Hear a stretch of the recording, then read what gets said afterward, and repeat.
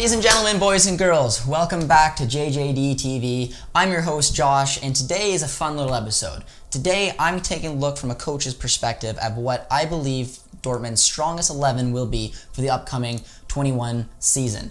And there's a lot of debate which should go on because we have so much talent on this team. But I'm going to take a look at the formation I believe Lucien Favre should play, who I think should play in each position. I'll tell you guys kind of why, and if there was a do-or-die game, 3 points were on the line, cup game, Champions League, these are the 11 players I want out on the field. So we're going to start off with the formation. And the formation I think that gets the best out of our team for this year is the 4-2-3-1. Lucien Favre tried to implement that formation. It worked in his first season. Did not work at all in the second one, which led to the switch to the 3-4-3. But I think going forward, this will be the ideal situation to get the player I believe who will make the most impact on the field on there. So looking at the formation, we're going to have in goal Roman Bürki. There's no debate really that, he's our starter. Bürki has had some inconsistency at times of the year, but he has proven that he is a very strong goaltender, and he's going to be leading it for us this year, and there's really not a debate. So Roman Bürki will be our goalie. Looking at the right back spot, the new signing, the free boy over from PSG, we're looking for Thomas Meunier. Going in that 4-back formation, he's a natural right back. He's a fantastic right back. There's no argument. That's why he came in here to play with that. So he's definitely going to be the guy going at right back in my opinion, and I think we'll get the most out of him playing him at right back. Beside him at the right center back position, we're going to have Manuel Akanji. Akanji, in my opinion, is a great defender. I know he's, again, with the consistency and being able to turn up, doing it night in, night out. But I think he's shown enough signs to show that he can be a world-class center back. Maybe not quite world-class, but a very classy center back. He is very talented, and I think that if he's able to stay healthy and get some rhythm going, get some chemistry with the back line, I think he'll fit in there nicely. Beside him, and I was debating this one just because of it's hard not to put Mats Hummels in the team, and I am going to put him in the team. But Dan-Axel Zagadou it's hard to get past him. He's going to be the young option. He's going to be the future of this team. He obviously switched to the number 5 jersey just to really state that he's in it to be that center back. But I think going forward, you need the experience of Mats Hummels. He's a leader at the back. I think he plays much better in the 3-back with that center because he doesn't have a lot of pace anymore. But I think if he's able to start playing and getting some chemistry as well with the people beside him, Kanji's got a lot of speed, as well as Guerrero on the side. Just spoiled who the left back was, but I think that he's the one who needs to be. He's a natural leader. We have a very young team, and he needs to be on the field. And then beside him, as I mentioned, I don't think you can go wrong with Guerrero.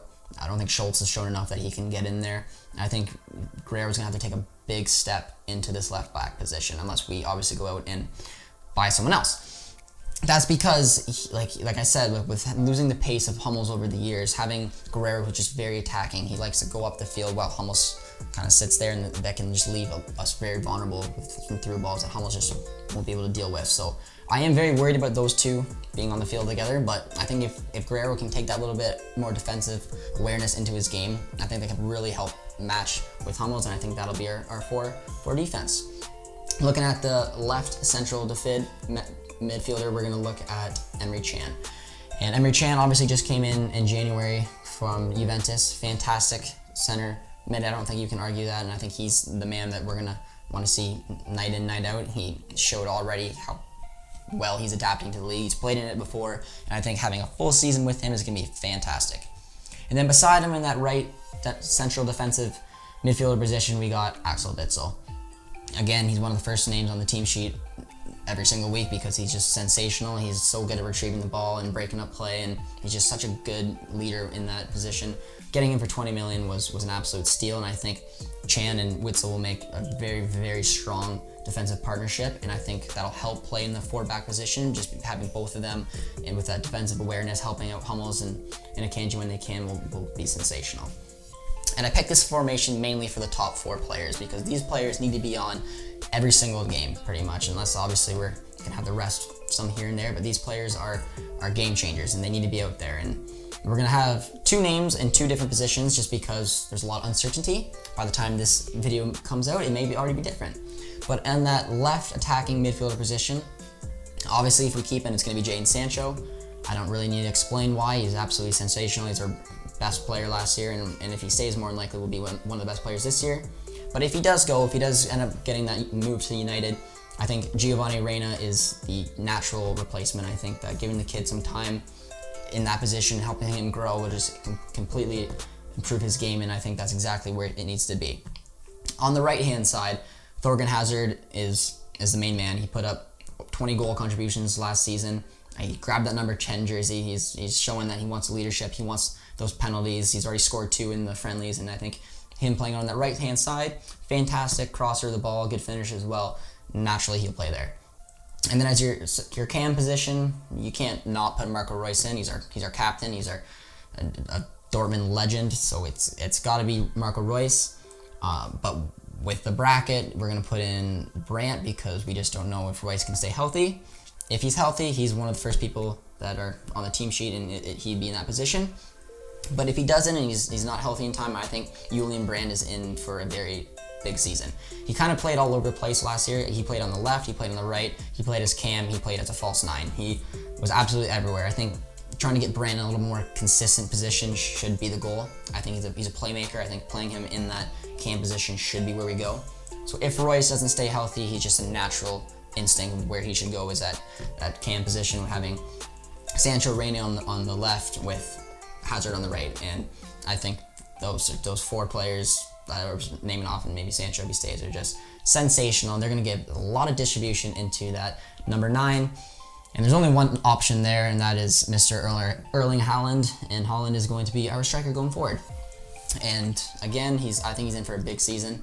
I think if he stays healthy and plays the entire season, I think he'll put up 20 plus goals easily.